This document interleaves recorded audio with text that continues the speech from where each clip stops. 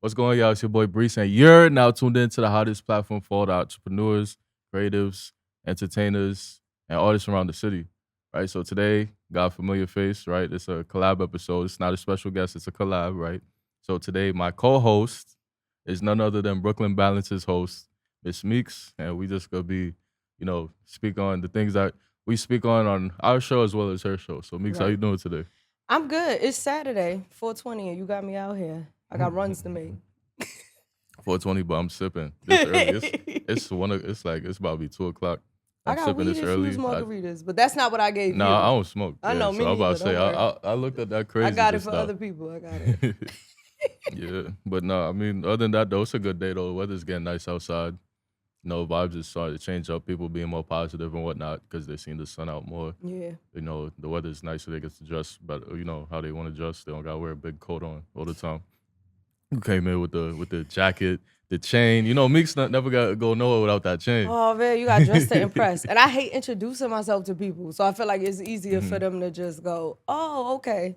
I feel that, but I got social anxiety now. Yeah, so speaking of introductions, though, I guess for the viewers out there that's not in tune with Brooklyn's Balance, just let them know a little bit about your platform and what it's about. All right, Brooklyn's Balance is your hot topics, your debates, those real conversations, real vibes with myself, the creator, the host. My husband's the editor, behind the scenes, Mark Bizzle, former party promoter of Boss Nation. And then my main co-host, Zay Strong, been with me for a couple of years, best friend for like 14 years. And then my two new co-hosts, Frank Stoney of Frank Stoney TV, a lot of influencers, artists, everybody knows him. And then my homegirl, Britt. So we talk about the things that people are honestly scared to talk about. Co-parenting, jobs, so on and so forth. And it's a healthy debate between four people because, we need to have those conversations. It's kind of like therapy for therapy, but the Brooklyn way. I feel that. Yeah, that's why it's Brooklyn's Balance, right? Yep. But we got. I guess I got to call myself Queens now, right? People keep giving me this heat. Y'all gotta let me know in the comments how do I go about this? Because this actually been blowing my for like the past like couple years now. It's like as soon as you move to a different borough, now people say you're not from wherever you from. Oh yeah, originally. that's it. Why That's though? it. Where you moved to? I lived in other states too. Oh, you So it's give just me like- other state vibes. You don't give me. Nah, I know, but it's like I spent most of my life in Brooklyn. I lived in Brooklyn till I was 17. But it's different. You gotta like really grow up and go through some stuff. Like how many robberies, shootings, and murders you've been a part of? You really want me to say that on camera? I mean, if you saying 10, Like, I ain't tell damn. you to tell me the situation. That's how we know you're not from Brooklyn. Because you would have been like, I've been in a few. I'm seasoned. No, I would never put myself out there like that. But now that you live in other places, do you always rep Brooklyn? Because that course. means you're a true Brooklyn native. Of course. Shit, my shit say Brooklyn right here. Feel me? I mean, I guess. Yeah, I guess. but- You could still claim it. It's okay. Yeah, but now some people are like, oh, you from Queens, you not Brooklyn. Oh Like, yeah, you you feel me? Sadiddy. Then there's other Queens people got lawns and shit. that I'm just like, all right, but I lived in PA too, right? No, I ain't hear nobody tell me I'm from PA. I actually had this debate with Mike the other day. Mike was, because I'm just like, Where Mike from? Mike, he from Far Rock. He lived in Far He Rock don't his whole even life. count. He don't. Nah, but look though. That's Bikini Bottom, bro. It is. That's like the Bronx and Brownsville. We don't go there. So he couldn't even debate with you. But go ahead, let me hear it. Nah, but he posted something about like stuff like that, and I commented something. No, he shared something saying like Queens is the best borough, something like that. I'm like, hell no. He was like, bro, you literally live in Queens. I said, okay, but I'm from Brooklyn.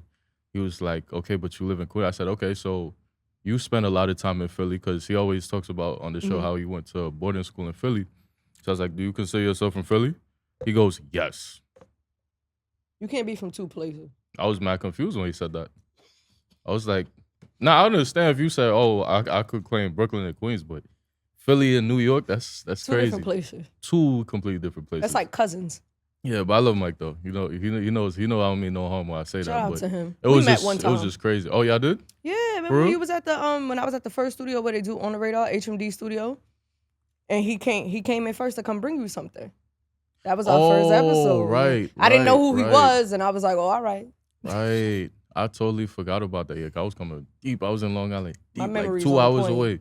I just the episode here, then I went there. Speaking of which, by the way, of course, I know the audience probably realizing, oh, this is a different. I mean, well, it's the old studio, right? So yeah, Meekz actually put me onto that last studio that we was at the other week where we did the episodes, the group episode, we did episode with Sin, we did episode with Just. So So, shout out to you, Meekz, for putting me on No with problem. I that be helping people. I don't get cute. studio. I don't get cute. Yeah, I would say, though, Meekz is definitely somebody who shows love, though, for a fact. I Because do. that's actually how we met each other. So, the backstory is literally just for my podcast. Brooklyn's Balance follows me. All the other podcasts, they seen us, they comment, like some stuff, but nobody actually followed us. But Meekz actually showed love. You feel me? She showed us love. She invited us to the platform. If you haven't seen my episode, I'm on one of the episodes already. I have another episode. I don't know if by the time you're watching, I don't know if it's gonna be out or not, and I don't even know if it's gonna get dropped because we debating on it. It was an iffy episode, so we're debating on it. She actually asked me how I feel about it, so I was just like, okay, I gotta see it first, and then I'll make that executive decision. Right. But I mean, that's what it is though with the podcast and stuff. It's like, you know, everybody wants to be on the podcast. Everybody wants to talk, they talk. Sometimes people get carried away, like myself. Right. So in that regard, that's where the whole influencer stuff comes out. So right before we start recording, we was actually talking about that. And I told you that was actually the topic that I wanted to bring. So it's ironic. Well, it's a coincidence, not ironic, but it's a coincidence that we even got a chance to even like jumpstart that conversation.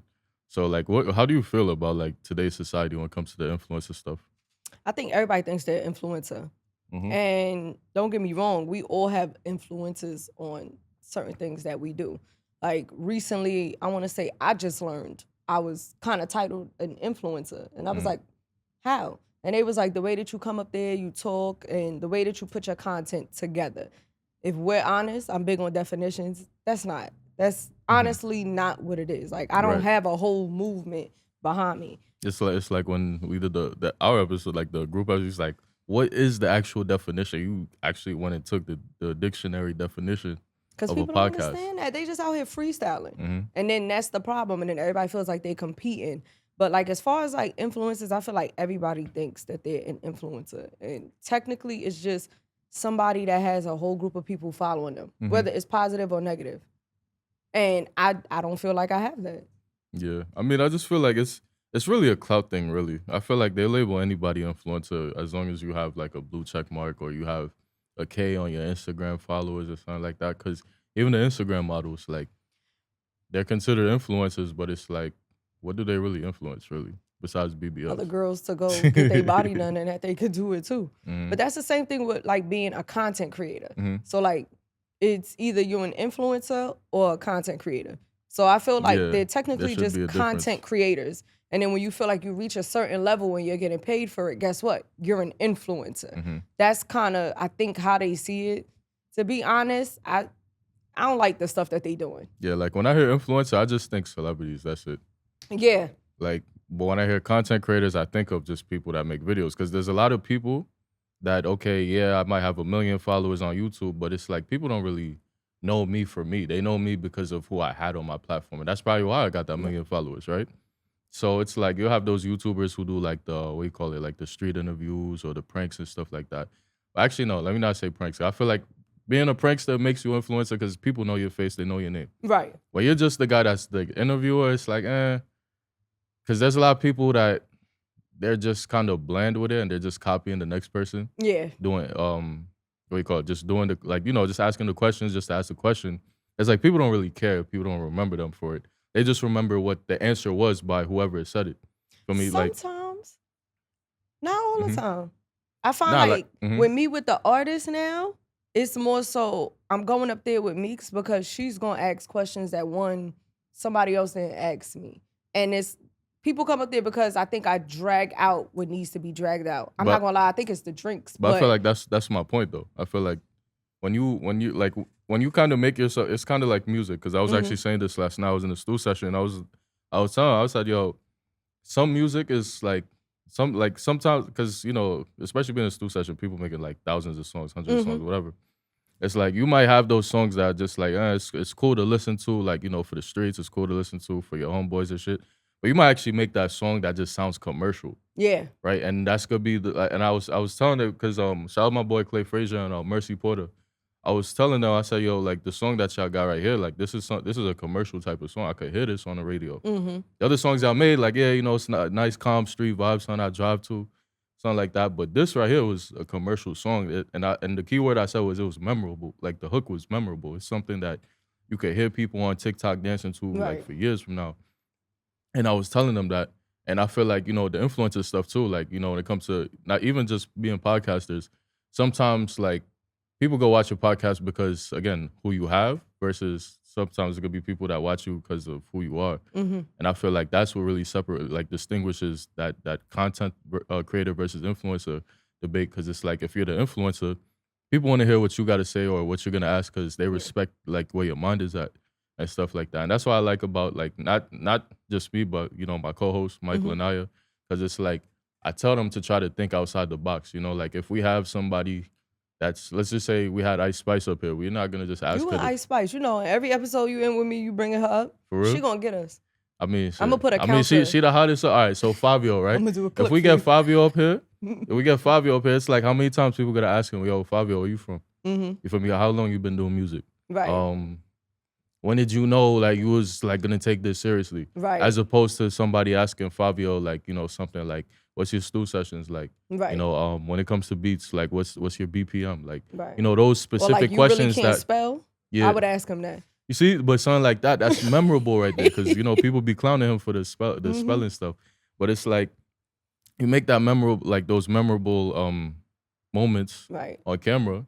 People gonna remember you, people gonna respect you, and that's when you start to grow that influencer fan base, as opposed to content creators where it's just like it's just another person asking him the same questions. Okay, like where's he from? How long he been doing this?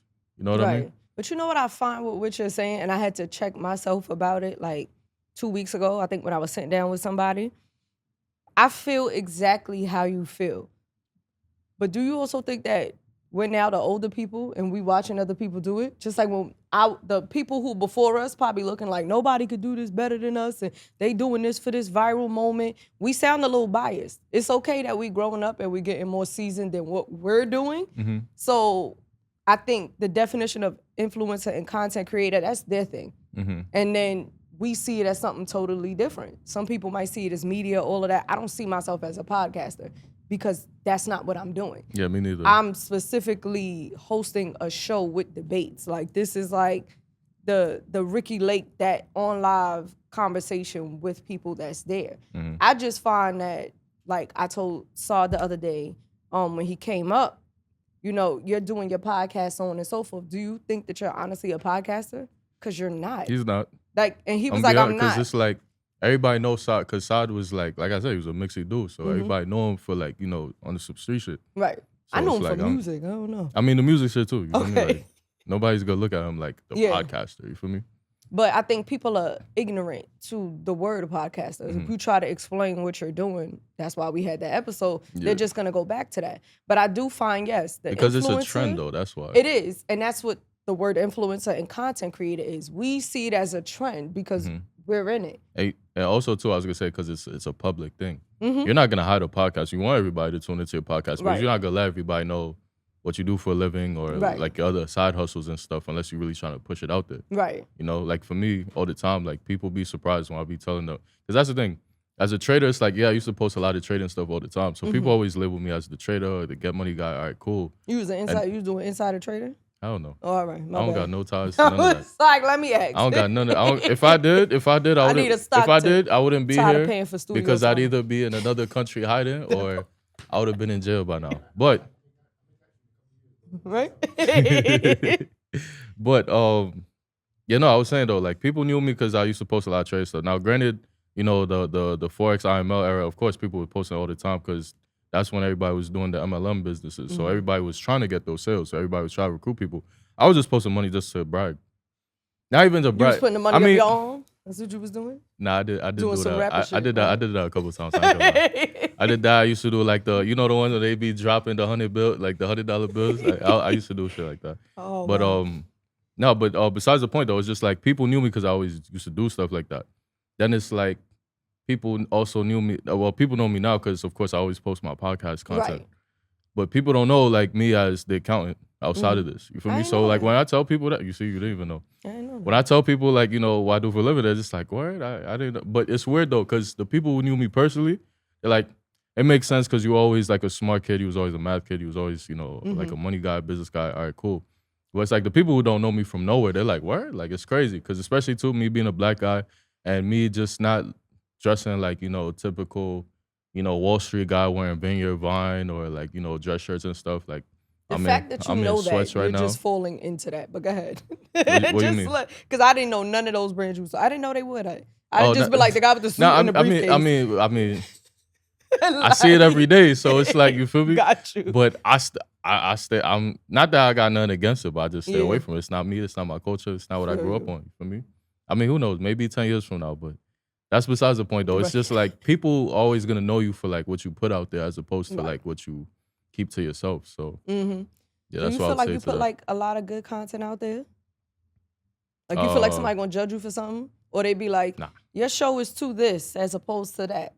I'm sure it is, because it's like we kind of deal with we do like, because that's the thing when people, and that's a notion that I actually try to cancel, because I feel like, similar to what I said on our last episode on your show, people like with these podcasts, like the Business Bay podcast, which I categorize myself into, people just want to talk about credit, tax. Like they don't actually stem out and say, let me talk to a hairdresser, let me talk to a fashion designer, let me talk to just anybody, Right. like somebody with a cleaning business. Let me talk to a chef. People just think like all these business podcasts supposed to be about all these hacks, like how to make $1,000 overnight and how to get 100K plus in funding. Like they think that's what literally every podcast and every episode of those podcasts is supposed to be about. And of course, it tunes people out because, one, it's repetitive, and two, it's boring. I ain't gonna lie. A lot of these people, they kind of make it boring, and it's like, for me, it's like I try to change that narrative where it's like I try to make it creative, and at least for Mike, he tries to make it entertaining. Me, I do want to give out the facts. I do want to educate people. So to answer your question, yeah, I do feel like I put out good content in regards to like being informative, and I feel like Mike and Lanaya, they're more of the creatives where they're gonna make it more entertaining. Like they got a bunch of these reels going crazy right now with Nicki Minaj, Megan Thee Stallion, all this celebrity stuff. Right. It's like, I let that slide because, I want to show people like, we're not just going to be sitting here Not suit gonna and be tie. informative like a teacher. Yeah, suit and tie, or not even suit and tie, but just we're not going to sit here and just run your ears about real estate every week like these other platforms. No shade to them, because because actually I take note from them, you feel me? But it's like, it gets annoying when you hear the same stuff. It's like people just go on Google right before they do their episode, and they're just like, okay, this is 10 facts I just realized about real estate. We just go say it on camera and sound like I'm the smartest person on the planet. Right. I hate that. But like y'all, because I always look on TikTok, because for some reason TikTok is like where it's at for me. So I've been seeing definitely the reels. Just to give you what I see, the message is still gonna be the message, no matter how it's delivered. And that's what makes it good with yourself and your co-host. Like you and me, I feel like when I sit down with my co-host, it's the same way. I'm like, nah, we got to get through these points because everybody needs to hear it. Where Stoney's going to be entertaining. He going to say what he got to, it's no filter. It's going to come out. Zay is more like, all right, let's hypothetically talk. And Britt is like, she's going to get her emotions out. She's like, no, this touches home. It's a good mix though. I feel like that's what makes it beautiful, especially with us too. It's like Mike says it all the time. Okay, you're the guy that's going to talk to Bill Gates if Bill Gates won't be on this podcast, but I'm gonna be the one that's gonna talk to Mark Phillips if Mark Phillips wants to be on this podcast. It's two different worlds, but you need somebody in all types of how would I say it? All types of, I guess, backgrounds or natures. Yeah, versatile people. Yeah. Everybody that somebody could relate to. Because then if not, we just gonna be doing the same things. And that's what I find everybody's doing now. Just to get back to the influencers, it's just like, oh, okay, I look like her, I could do that too. Oh, I look like him, I could do that too. But when they get behind the camera like how we are, this is a lot of work. It's also not free. It's not. It's also, and I love that you said that, because that was actually the next thing I wanted to dive into. So how do you feel about like influencers just charging for their influence? I respect it, but I feel like it comes with a standard. Like I feel like some people think because I have $1 million, I should be able to tax you and charge you like $1,000 for the simplest thing. And I feel like that's crazy, because the thing with a lot of these people that have $1 million is they didn't make their $1 million how they say they do. At all. So it'll be somebody that says something like, I made $1 million off of trading, right? Real estate, whatever. But the whole time, it's like, okay, not to pocket watch, but they probably made 100, 200K off of that. And then they made the rest of their money doing courses, doing, promo and running ads and stuff like that, or YouTube automation. All these things that generate passive income. They probably did that, and that's how they stemmed the most of their money. Well, that's where most of the money stems from. Right. And that's where, like, they're catching people because people are like, oh, this person a millionaire. I gotta, because that's the thing. They say this a lot in the black community, right? The reason why MLMs target black people is and minorities in general is because we have this automatic thing. Like, we have this idea in our head that automatically if somebody shows you 100K, 500K, a million, we just have to stop and listen. They ain't right? never get me with that. It's a cliche that I've heard, but it's actually a smart tactic. I understand it, but when I heard it, I was like, damn, that's really how we move. Because I had to think about it just from personal experiences as me being somebody that's been in MLMs. This is really how it was. People used to literally stop, drop, and roll for whatever this supposed millionaire just said. You feel me? So, I mean, now them charging, a lot of them is going to jail for that. Let's be honest. Because they not, I can't remember the girl, but she got locked up for giving out courses to people and she was lying. She was taking their money. I don't remember her name. And oh yeah, I don't believe husband, in bigging right? people up like that. Yeah. And then like, she got hit with a RICO. Yeah. What's her name? Mike actually knew her. What's her name, bro? I know you talk about she was like 8-figure mentor or something like that. She had a course that did like 1 point something million in like 10 minutes. I forgot her name. But like paying those people, Crazy. Paying for influence. Here's what I'm gonna say. Moon, you look like you know who I'm talking about. Right? I think so. Maybe. I don't remember. I can't. She was remember. African though. That's the thing. They always be saying the Africans be scamming. I love my Africans. He said you the feel me? Nigerians in particular. The Nigerians specifically. I love. Listen, Mike, my co-host. I love that guy. That's my brother. But he even said it himself. He said, "Yo, if it's a Nigerian, bro, I'm not trusting it." And he's Nigerian, so it's like, Shout out to my Nigerians though. I love my Nigerians, especially Nigerian women. I got a thing for Nigerian women. I ain't gonna hold you. No. But like.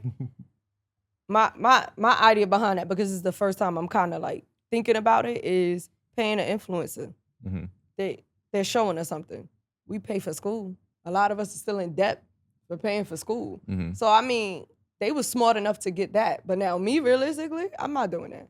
Like I don't believe in paying you. But on the flip side, artists do the same thing too. Where if you're gonna jump on, not even features. From what they were telling me, like even just to be in a room with certain people or jump onto certain podcasts, they will charge a fee. They do. Yeah, I mean, there's entrepreneurs who do that stuff too. Like even with Raw Connections, there's people that do that. Like they're like, oh, they've been telling Kimani, oh yeah, I'd love to pull up, but I have a fee or something like that. I'm just like, people told me that too to come on this podcast. I'm just like, bro, I'm not reaching out to you because I'm fiending for you. I don't really care about like if you're gonna do it or not. Is, yeah. I'm just doing this because you're a friend of mine. I want to put you out there. Yeah. Because it's a worth I don't even want to thing. say what I want to say. I'm gonna hold it for another time. It's a worth thing. I think is we taking money to be the value of what you are rather than the work and what I can provide. Like you and Slow Peas get on me all the time about charging artists. But that's also the reason why a lot of the artists still come to me, because I don't charge them. But when it comes to me dropping a reel or a clip or an episode, when they walk into the studio, they see the production. I got them a lot of follows that I don't even have. And I tell people, I'm not Instagram famous because I could walk around in real life. We can go around the corner to that spot and I'm going to know 15, 20 people already because growing up, I was in a dance team. We had to dance through a lot of the projects. Growing up, I cooked a lot. Everybody knows me for cooking. I had my own dance team. I've been in competitions in-state, out-state, and then I was a party promoter. So everybody knew me. So of course. Just because it says 1,200 people on Instagram, like in real life, I know a lot of people. Yeah. But I think it's my vibe. That's what they've been telling me now. They're like, nah, you're mad cool. And when you do put out something, I see where it goes. So for me, it's just like, I'd much rather not charge them. But now next year, for my first quarter, me and my co-host, we now understand what we're doing. So for the artist segment, yes, there'll be a fee. But to me, I like if the message is still free. Because the thing is, though, it's just like, all right, for platforms, though, it's a lot of platforms that, I mean, You think on the Not, radar charge for yeah, they people to do. come up Yeah, there? 500, They do? 500. My friend, he told me. So y'all paying 500 for that? Well, That's he didn't pay. crazy. He didn't pay, but he told me cause like cause he's behind the artist, so it's Yeah. like the artist and then the group. I don't want to put his business out there, but Mhm. it's the artist and then it's the group. So the artist got in for free, of course. So the group Because got that's in for probably free. the well-known person who But did the work. this was right before Drake got up there, so Mhm. I'm not gonna quote them, but he told me on the radar charge people 500. I'm sure after Drake and Meek and whoever else got up there, Bryson Tiller. Bryson Tiller got up there. Full No, they bats? said that was fake though. It was, but he got in the room though. He was there for another interview. But still though, nonetheless, it's like for the influence they have, I'm sure they charge an artist like $1,000 or something like that. But I mean, it's just the thing. It's just the question of, I mean, not the question, but it's just the understanding though that some people really come up to you and that's their first question. Mm-hmm. How much I gotta pay you? So that's why I feel like, okay, like the influencer era, I understand it because there's people that come up to people, especially like the TikTok dancers and stuff. I know it's people that come up to them like, yo, how much I gotta pay you to dance to my song? How much free gear do I have to give you for you to actually wear it in your video? You know what I mean? So it's like, I understand where people coming from. I just feel like, for me personally, I just don't like when people try to big up themselves too much to where it's like, now it just sounds crazy. Like, if somebody, don't get me wrong, like I have like friends that I brag about all the time, but you know, yes, they have a great resume on paper, but it's like when you just being rational, and you look at just the facts of life, you don't really see them getting that type of attention. So if like it's like, yeah, let's just say photography, right? Like, yeah, you know, you're great with the camera, you do good work. If you charge me a fee, I respect your fee. But if you charge me something that, let's say Apex Visions is charging, or what's his name, V Lens is charging, because I know those two are big names in New York. If you charging me celebrity photographer type of prices, I'm gonna look at you like, I don't know, bro, because for all of that, I could just go to them.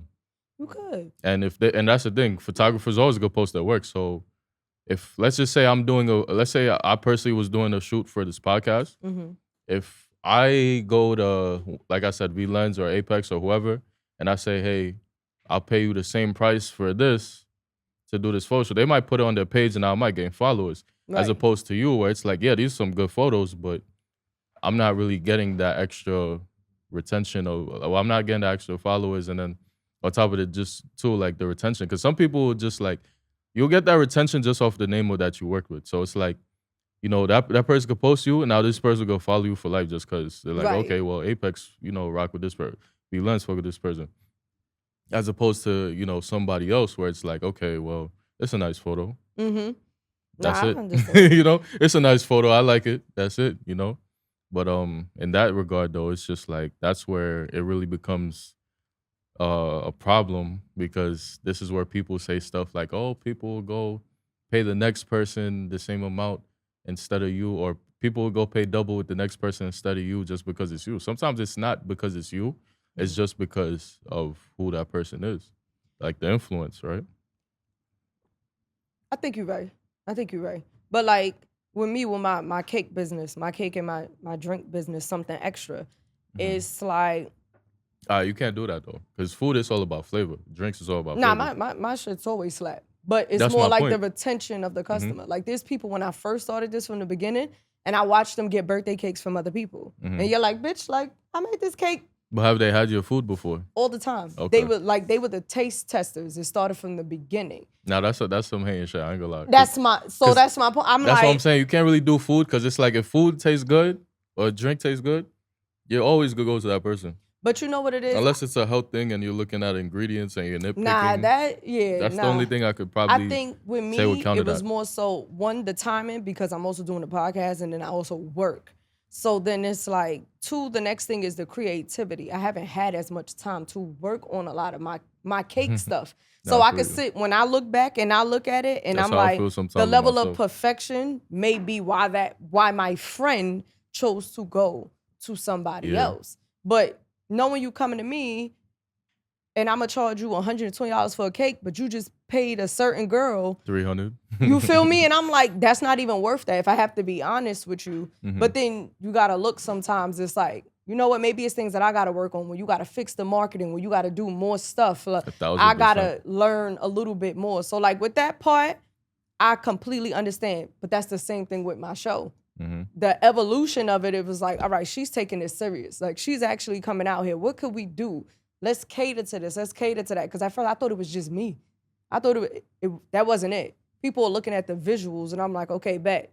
Got it. So I agree with what you're saying, but it's situational too. Like, and I'll take accountability for a lot of that too.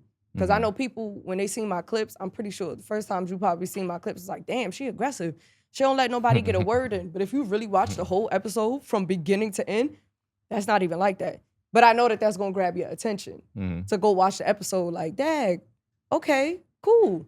So I hear what you're saying. But we are influencers now. No matter how much we don't want to admit it, we influencers. I'm a content creator. I ain't an influencer. You both. Until people stop me on the street and say, yeah, what's cooking? You not there yet? I don't feel that way. Oh, I be there. I'm there. They be doing people, that. Like my friends come up to me and always gas me and stuff like that. People. But that's what I'm saying. Random people. When I go into events. There's some people where it's like it'll be like the smallest thing. Like it'll be somebody that I did like for example, right? DJ Nick. I had an episode with him. I didn't even know his cousin was like one of the girls I did like a pop-up shop vlog with. So I seen like their story. Like, yeah, what's cooking? I'm just like, oh shit. I didn't even know y'all was like, in tune like that. Like, my homeboy Fernando. We go way back. We used to dance together. Fern, right here I go mess with Fernando. Fern, that's my guy right there. We danced together. I know you used to get lights. Back in the days, we was in dance groups. Nah, we was choreography, competitions. You got served, what you seen. Oh, that's crazy. We was dance group competitions. And I seen that, it was like, yo, the world is too small. But it's funny because I'm like, we know a lot of the same people, and it's funny because I'm like, he don't even know that I know half the people. Now, Fern's mad mixy though. I ain't gonna lie. He know a lot of people. That's where we come from. That's where we that's true though. It's the same with me. It's like people look at my Instagram like, oh, you know mad people, but then it's like in real life, in school and stuff like that. I was the kid that like even as a freshman in high school, college, people always like, yo, you know everybody. How you know this person? How you know that person? And that's the thing too. It's like because my schools were like mixed, so it's like like. Of course, people assume all the black people know each other off rip. So people didn't even question that. It was nothing but black people. People didn't, for real? Yeah. I thought Merle was like mixed. It's not mixed? Not when I went. It was me, Little Mama, Joey Badass, yeah, Slick, Joey Badass. Joey Badass. Joey Badass younger than me. We took over Flex in Brooklyn. Most of the Flex girls was all of us. Most of the Flex team was us. My homeboy Nick, who's the cover of Beyonce and Jay-Z's album, and also the dancers on America's Best Dance Group, Ringmasters. Him, the Professor, Flex. Like, I know all of those people. Crazy. If I really carried that into my show. We gotta see them on Brooklyn's Balance. Listen. Hell yeah. One day, one step at a time. Hell yeah. But like, nah, we know people. But when you think about it, just to bring it back, because when we get together, we be talking. We were the influencers then. So what I'm saying is we're a little biased now. The fact that we're sitting here now and we're going, nah, these influencers, if we really took what we had before and applied it to now, we'd be rich, bro. Yeah. Off of what they're doing. But we kind of just like, nah, I wouldn't do that. Yeah, because I feel like influencer went from just being like a thing to actually becoming a title. Like influencers in high school, of course, were the jocks, you feel me? It was the people that, whatever it was, somebody rap, all right, he's the influencer. Somebody just popular because he throw parties, he's the influencer. Now it's like the influencer is the person that's up on Instagram, Twitter, that's getting paid by these doing these pranks, apps. twerking, doing dumb stuff. Yeah, getting the views and shit like that, yeah. But yeah, so just to wrap up though, so like you was talking about next quarter. So what's the future plans for Brooklyn Balance going forward? Season 4 underway, already recording. I pre-record a lot of stuff, so by the time it's gonna drop, it's gonna be like June, July. Going through our season 4 and then bringing back first quarter with my co-host Blaze Billy. That's really it. We just gonna keep going, keep growing. I have a lot of things that we more so want to tap into, and it's a little bit easier now because it's a group. It's not just me. So we are looking into having live sessions. A lot by yourself. Listen, I wasn't really by myself, but I was by myself. We going into in our seasons doing live recaps on our episodes. So after everybody watches the episode, they could tune in to us shooting a live episode in the studio where we're gonna answer comments, so on and so forth. Throwing events. I haven't thrown an event for 3 years for Brooklyn's Balance, and I think either this year or going into the winter time, that's gonna be the time where we probably gonna do a live on stage panel, like how they do tonight's conversation and all of that stuff like that. So that's really what we moving into, because that's the route I want to go. Yeah, so let everybody know where they could tune into your episodes, or just, tap in with you on the social media. On YouTube, Brooklyn's Balance, BROOKLYN' Balance, because we are what keeps Brooklyn balanced. On Instagram is BKLYN.balance. Facebook, same thing, Brooklyn's Balance. And then it's just me. I'm your host. I am Meekz. See, I like how you said I'm your host and not I am your guest. At all. Yeah, I was actually going to say you got to close it first, because I was going to let you close it out. Well, first thing, big shout out to What's Cookin NYC, right? I ain't get to meet everybody, but we're going to make this go. Listen, this was a dope conversation. It's 420. Lanaya got a lot of business she's doing. Now you got to get it together. She got to come up here too, though. Nah, because we could have did a 420 collab. I had to, I mean, nah, I'll definitely get you in tune, but she's doing a lot right now. And then Mike, he say he on the way. He say, you know how black people are. What, he Nigerian? Yeah, he said don't trust him, he right? say he had a long night. He got to sleep it off. I said, all right, it's fine. I could hold it down. Right? Nah, but this, dope conversations, dope people, dope times, collaboration, Brooklyn's Balance, What's Cookin NYC. Yes, Brooklyn's the biggest part of NYC, though. That's a fact. Hell yeah, always. That's all I got. Yeah, and just like that, show love as always. And then if y'all new, tune into her page. If y'all coming from her page, tune into our page. There you go. And just like that, we out.